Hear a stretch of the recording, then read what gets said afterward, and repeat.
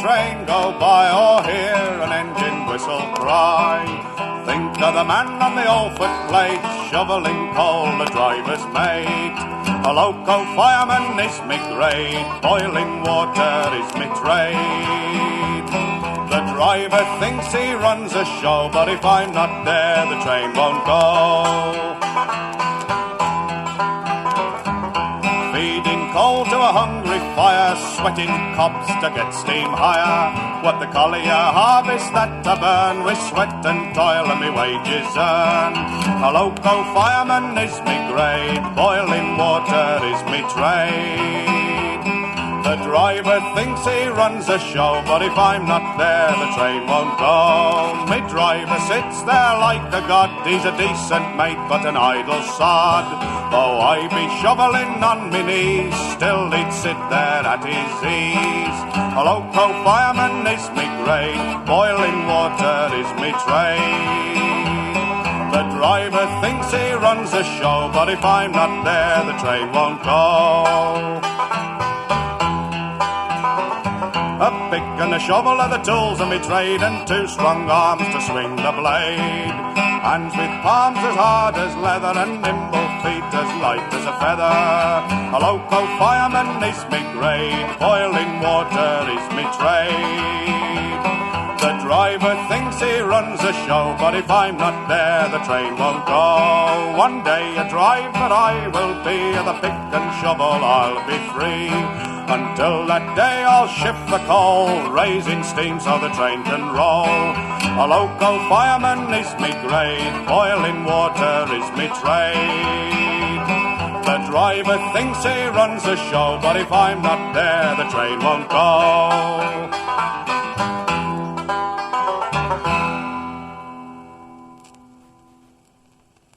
My firing days were happy days.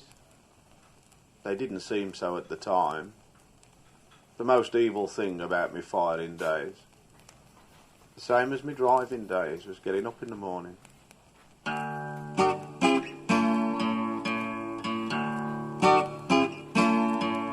Alarm clock rings, time to rise and leave me bed. Daren't be late, trains won't wait, hurrying feet along the street down to the shed. The iron road is the road I travel on, fair or fine, rain or shine, past high-pit heaps and towns asleep, I journey on. With coal from the north, bananas from the London docks. Hurry along, the engine wheels sing a song of speed and distance they have run as I go on. At me destination, now I've arrived at last. For me the end of the line, got there safely and kept time, and night has passed. When the shift is over, sign off and then go home. While I'm gone, there's other drivers booking on, for them their journey's just begun, and mine is done.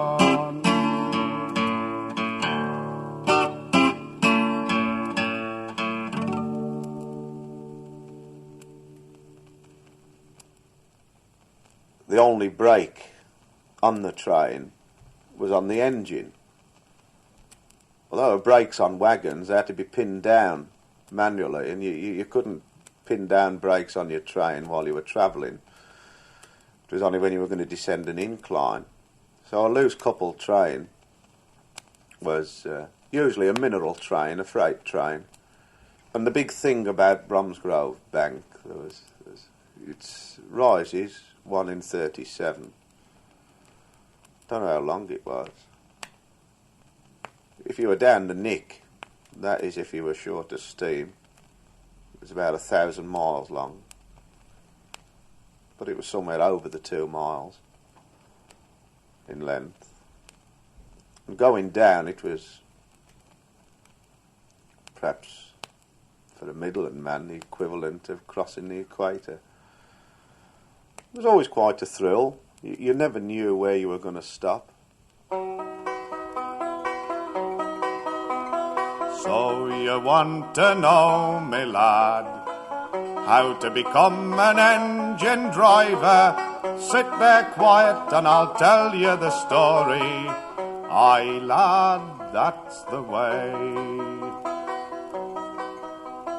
First they start you at the loco, there they put you cleaning engines, polishing paintwork, scraping motions. Aye, lad, that's the way. Then a fireman you are made, and take your place upon the footplate.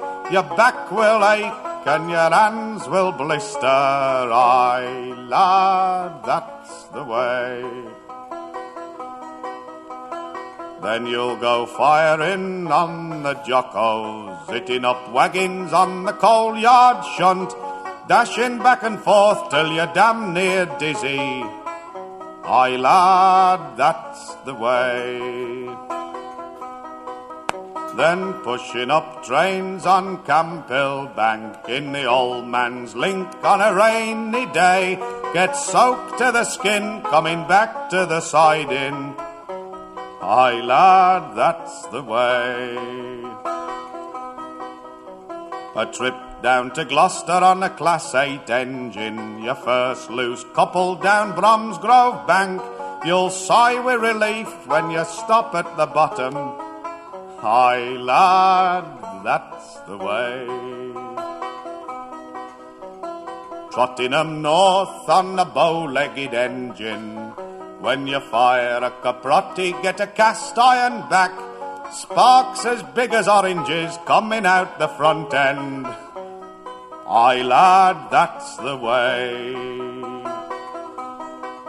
You'll fire for mates with different ways. Some have water on the brain, climb up the tank at every water column. Aye, lad, that's the way.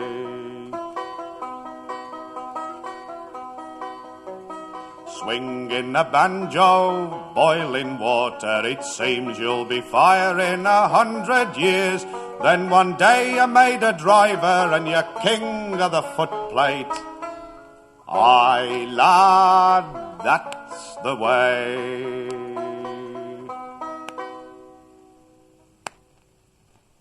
Because the passenger men, chaps on these high-flying passenger jobs, always look down on the fella in the freight links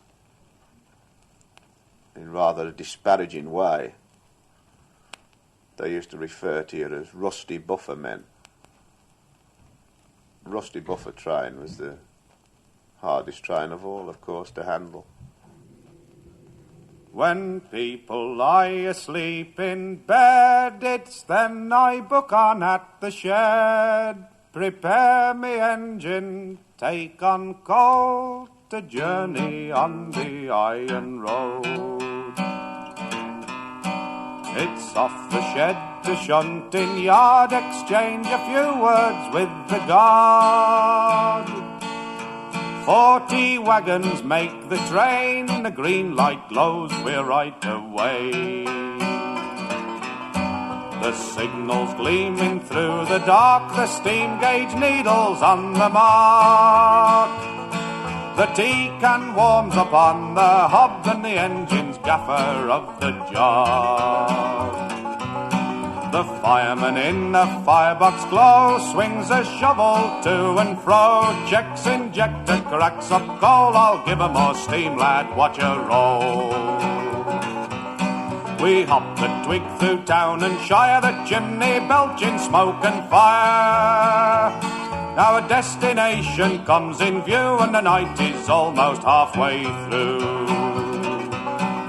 now relieved by another crew. It's into the cabin and make a brew, a yarn and a smoke when you bet your snap. That leaves half hour for to take a little nap. The train we work back's at the peg, it's time to wake and show a leg. Come stir yourself, mate, rise and shine, or I'll get papers for losing time. We get back home and it's off to bed. Farewell a while, you loco shed. When the daylight's gone and the night has come, I'll be back again for another night run.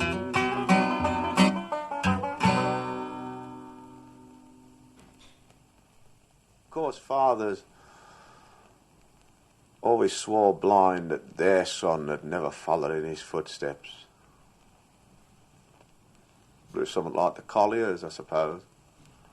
Especially in the railway towns, like Crewe, or Swindon, or Doncaster, where there was very little else but railways. Of course, some fathers wanted their sons to follow in their footsteps, looked on it quite rightly as a noble profession.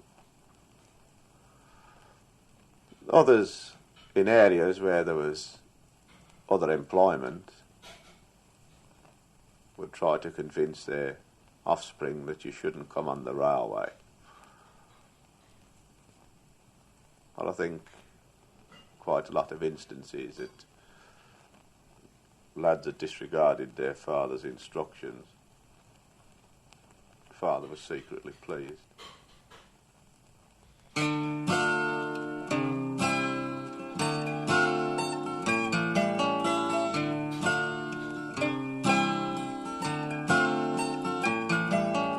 Oh, little lad, when you've grown into manhood, will you be an engine man just like your dad? Lodging away, working all hours that God sends. If you do, you'll be just like your dad. Oh, little lad, when you've grown into manhood, will you ride the footplate just like your dad?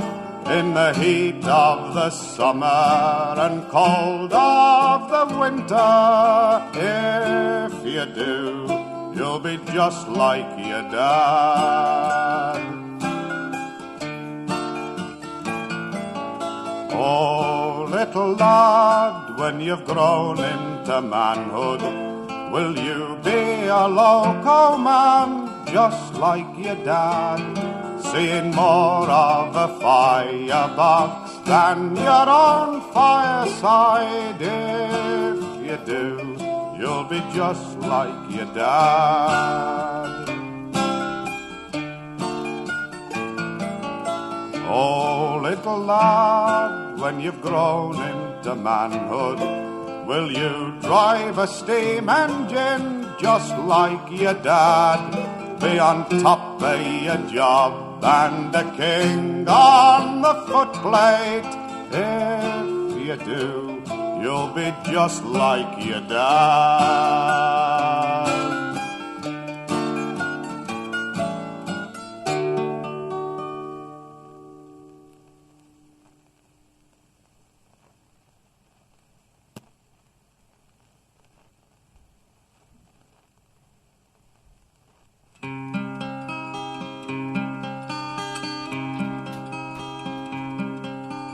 Just left school and started working, a lad of 14 years of age, a snotty-nosed cleaner polishing engines. That's the way he earns his wage.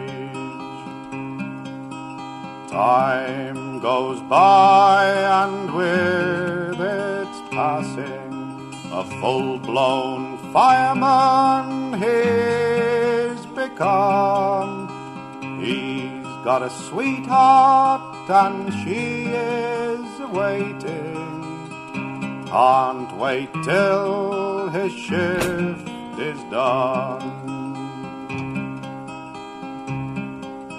An old hand now and in the top link, firing big Scots up to crew. A married man got 2 kiddies.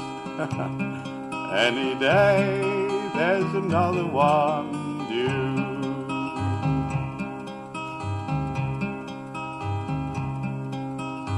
In his prime he's made a driver, getting a belly his waist has spread. Lord and master of the footplate, a fireman's terror at the shed.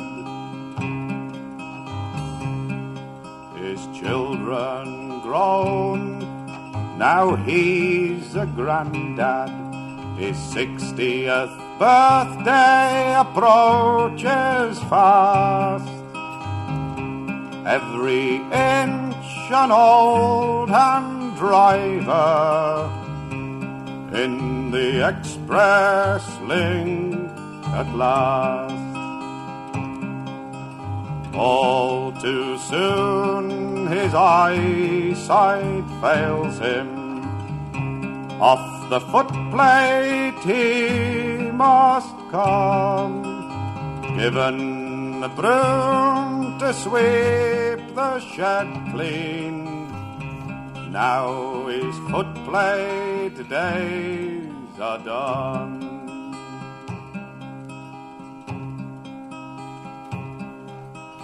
All around him young lads cleaning, polishing engines to earn their pay. An old man looks and sees in their faces the snotty-nosed cleaner of yesterday.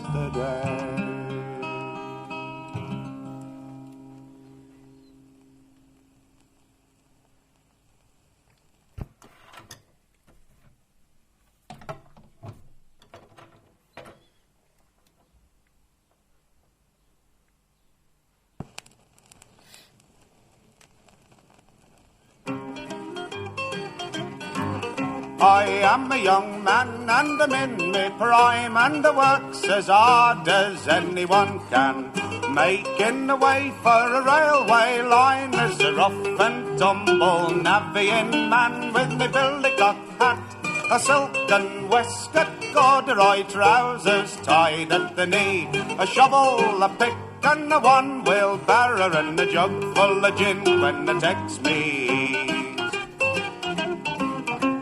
Living in a shanty, feeding fleas, shoveling muck all through the day, for maggoty meat and mouldy peas. The Tommy shop takes near all me pay, with me billycock hat, a silken waistcoat, corduroy trousers tied at the knee, a shovel, a pick and a one-wheel-barrow and a jug full of gin when it takes me. On knock-off Sundays ago on a randy finds me way to the nearest town. If I sees a peeler with his truncheon handy, then I lifts up me fist and I knocks him down, with me billycock hat, a silken waistcoat, corduroy trousers tied at the knee, a shovel, a pick and a one-wheel-barrow and a jug full of gin when it takes me. I jumped o'er the broom with bunk-eyed Kate, and we both got drunk on 2 months' pay. When me money was gone and I couldn't get slate, I sold it for a shilling to a ganger's mate, with me billycock hat and a silken waistcoat, corduroy trousers tied at the knee, a shovel, a pick and a one-wheel barrow and a jug full of gin when the Tex me's. Blasting tunnels where the line runs deep, or digging out bodies where the roof is foul. There's many a brave navvy takes a long, long sleep. The reward for his labour's a funeral bell. With me billycock hat, a silken waistcoat, corduroy trousers tied at the knee, a shovel, a pick and a one-wheel barrow and a jug full of gin when the Tex me's. When the contract's finished and the navvies have gone, then the trains will run on the tracks we've laid, and all will marvel at what was done by us lads who served at the navvy in trade. With me billycock hat, a silken waistcoat, corduroy trousers tied at the knee, a shovel, a pick and a one-wheel barrow and a jug full of gin when it Tex me's.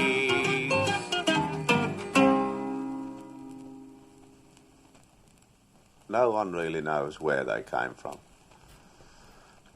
A lot of them met a very untimely end. They had a peculiar system of contracting out, and a navvy could set himself up and hired his own men, and he could make a fortune, as quite a few did. On the other hand, there were some made fortunes and lost them as quickly. So I wanted to invest it in public houses, inns, or drunk himself to death.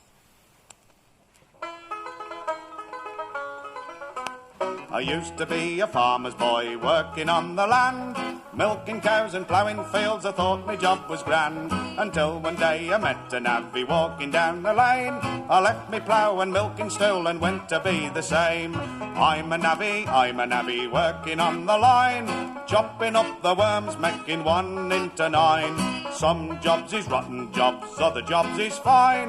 I'm a navvy working on the line. I left me home and loved ones and all that was dear. I spent the money I had saved and bought some navvy gear. I tramped until I found a site and there I was set on. The navvy's tricks and all the twists, I learned them every one.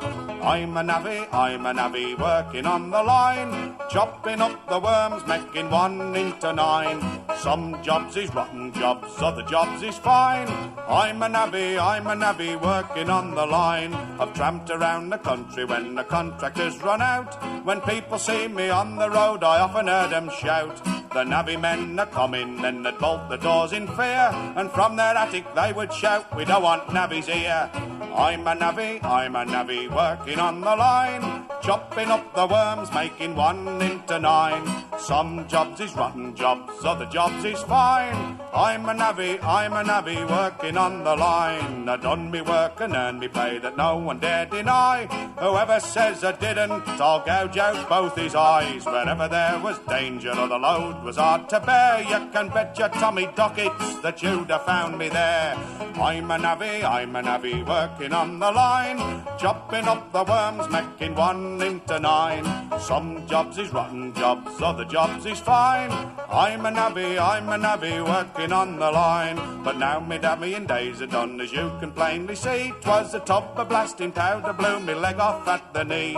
With money I met from working on the railway down the west, I bought myself an alehouse and it's called the Navvy's Rest. I'm a navvy working on the line, chopping up the worms, making 1 into 9. Some jobs is rotten jobs, other jobs is fine. I'm a navvy working on the line. So come all you navvying men who built the iron road, call in at the Navvy's Rest and leave your weary load. I'll be standing there behind the bar and welcome you will be. We'll drink good ale and tell the tale of days that used to be. I'm a navvy working on the line, chopping up the worms, making 1 into 9. Some jobs is rotten jobs, other jobs is fine. I'm a navvy working on the line. In the case of the Tay Bridge, You'd have navvies who did the terrible work of working in the water. They floated out the base for the piers of the Tay Bridge. The engineer who built it slipped up. The wind blew it over. Faulty design, faulty workmanship. In the year of 1879, on one December day, the 520 from Burnt Island approached the Bridge of Tay, approached the Bridge of Tay. Engine number 224 pulled the 6-coach train, driven by David Mitchell of Dundee, braved the wind and rain, braved the wind and rain. When the train put wheels upon the bridge, the wind did drive and roar, and the bridge began to creak and groan as had never been known before, as had never been known before. While thunder crashed and lightning flashed, the train went on its way, until it reached the girders high, and the end of its journey crossed the Tay, crossed the Tay.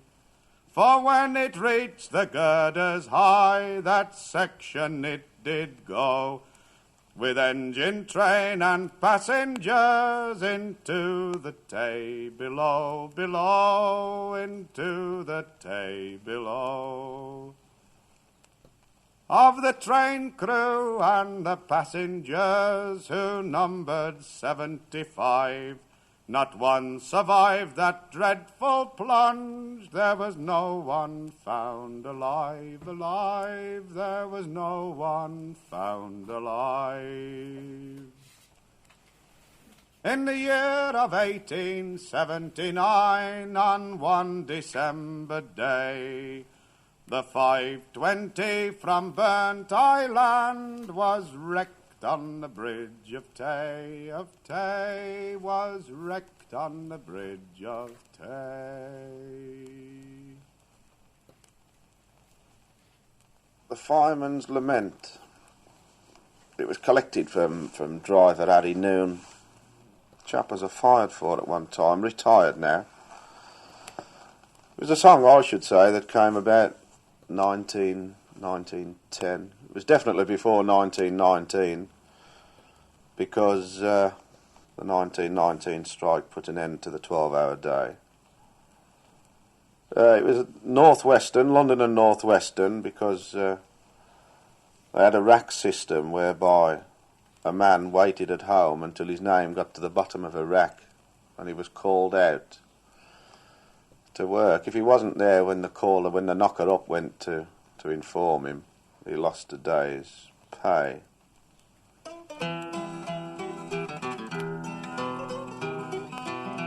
It's not all beer and skittles, this bloomin' job of mine, for it's not a bed of roses a firing on the line. They don't give you much money, but lots of slack instead, and they teach you how to work at night to earn your daily bread. Just fancy being knocked up in the middle of the night, with the noise enough to wake the dead and give the neighbours fright. You leave your bed with sad regrets, prepared to work a train. Then they tell you that the job is caked and it's back to bed again.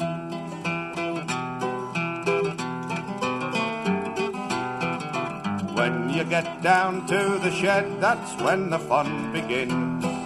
You find that someone's pinched your lamps and tools and other things. Of course it's all against the rules, but still you do the same. Go and pinch someone else's, or it's you will get the blame. You often get an engine that is very shy for steam. It's then you start to realise it isn't all a dream. Your mate sits in the corner doing nothing else but moan. till you wish to Christ he'd shut up or get off or stay at home. And when the peg's a danger, just as sure as you're alive, there is a rule made by some fool, they call it 55. You have to tramp perhaps half a mile through hail or snow or rain to sign the book, then sling your hook and tramp it back again.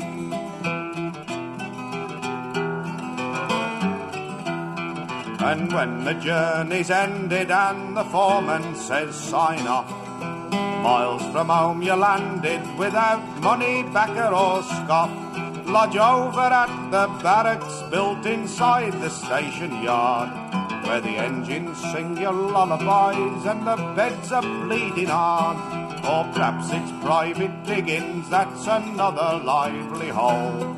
It's 10 to 1, the fire's gone out to find the bloody coal. You go to bed half famished and pretend it's for the best. It's said when your belly's empty, then your brains will get a rest. It's really aggravating and it chills you to the bone when they call you up and tell you you've to work the diner home. On the homeward trip the shovel seems to weigh at least a ton, but you've still got a couple of tons to shift before you've done.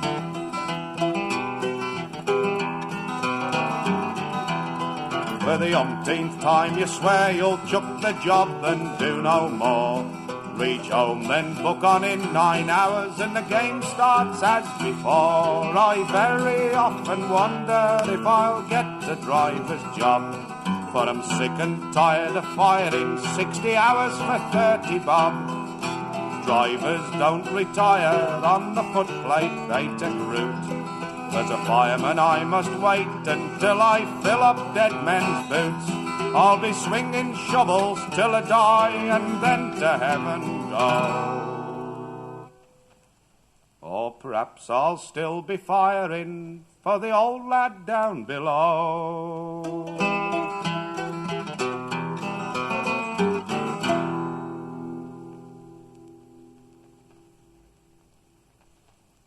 The only way that you could start on the footplate was as a cleaner. To get in the line of promotion, you started cleaning engines. From cleaning engines, you were passed out, as it was known, to act in the capacity of a fireman when required. So you were called a passed cleaner. Cheap way of doing the job. If they were short of firemen, they made you firing and you got upgraded and got higher pay. If they didn't want you, you went cleaning on cleaner's pay. You were a rubbing rag. And so it followed all the way through until you became a passed fireman, which meant you were passed to act in the capacity of driver when required, until you got to a fully fledged driver. It was always done on the cheap. A peculiar thing about the public's attitude towards footplate men especially, everyone thought it was a good job and it was never pensionable, save for a few of the old companies who fixed up little pension schemes, and the most I ever heard of anyone getting, it was 12 shilling. On the LMS railway my story begins. In that company's service a cleaning engines, conditions I worked under weren't worth a jot, but you never complained or the sack was your lot. An 8-hour shift was the working day then. You turned up on time or you'd out in your tin. Cleaning spinners and compounds was the work I was on. And an eagle-eyed foreman, he saw it was done. I was almost a fireman when redundancy loomed. Sent to Bristol, Barrow Road, I was pushing a broom. From there down to High Bridge on the old S&D. Then to Brummagem as a fireman, I arrived at Saltley. I worked up through the links on expresses and freight, booked with heavy-handed drivers, me body did ache. The mates that I fired for, they made me back bend. The whole bloody lot, they were colliers' friends. I sweated me guts out for 25 years. I gaffered the job, I could handle the blade. Then came the day I was cock of the bunk. I passed the inspector and the driver was made. I've run 'em to Carlisle, over Aysgill and Shap, to Leeds, York and Bradford, to Bristol and back, through hell and high water, through fog, snow and sleet. I finished me duty, half dead on me feet. For 45 years I have served at me trade, on a railwayman's wages no fortunes are made. When you've raised a family and you've paid your way, there ain't much left over for the odd rainy day. Me story's now over, new employment I seek, for I'll be 65 and retire next week. I'll meet with the gaffer, his hand he will give, and a 12-shilling pension for as long as I live. I never thought I'd regret steam going. Now I can't get maudlin about steam. I can't look on it as some old friend, the steam engine, because a steam engine was never a friend of mine. But I find that I do miss them. I miss the steam engine because on a steam engine I was a skilled man. But with the steam engine, as well as making it go and stopping the thing, was how to get the best of it. If you got a fireman who wasn't too good, coal that wasn't too good, an engine that wasn't too good, how you could coax it along and keep time. This was the skill that's gone. The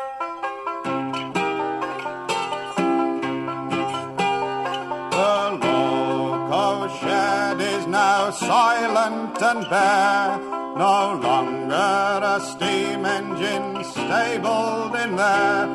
To the carter's torch and the breaker's yard gone, for steam it is finished, now diesels have come.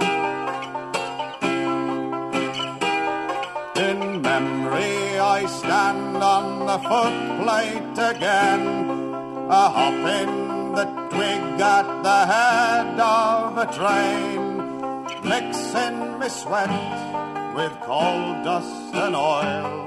Steam gave me a living but caused me to toil.